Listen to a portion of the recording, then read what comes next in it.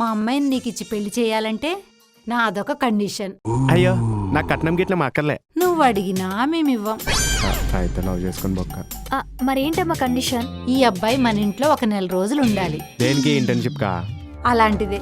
నువ్వు మా ఇంట్లో ఒక నెల రోజులుండి మా పద్ధతులు, ఆచారాలు, అలవాట్లు, సాంప్రదాయాలు అన్నీ నేర్చుకోవాలి.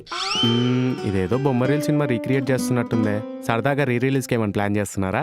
నేను సరదాగా చెప్పట్లేదు, సీరియస్ గానే చెప్తున్నాను. సీరియస్ గా అయినా అవన్నీ నేను ఎందుకు నేర్చుకోవాలి? ఈ రోజుల్లో ప్రేమ నిలబడినన్ని రోజులు పెళ్లిళ్ళు నిలబట్టం లేదు. దీనికి కారణం ఒకళ్ళ గురించి ఒకళ్ళు తెలుసుకోకపోవడమే. మీ అమ్మాయి గురించి మొత్తం నాకు తెలుసుగా. అవునా? అయితే మా అమ్మాయి జోడియాక్ సైన్ ఏంటి? మీ అమ్మేందే ఏదో నెట్ఫ్లిక్స్ లో వెబ్ సిరీస్ పేరు చెప్తుంది. జోడియాక్స్ అంటే రాశిఫలం అని. ఓ గదైతే నాకు తెలుసా ఆంటీ. అయితే చెప్పు. అదే రామున చెప్ప కదా, చెప్పు.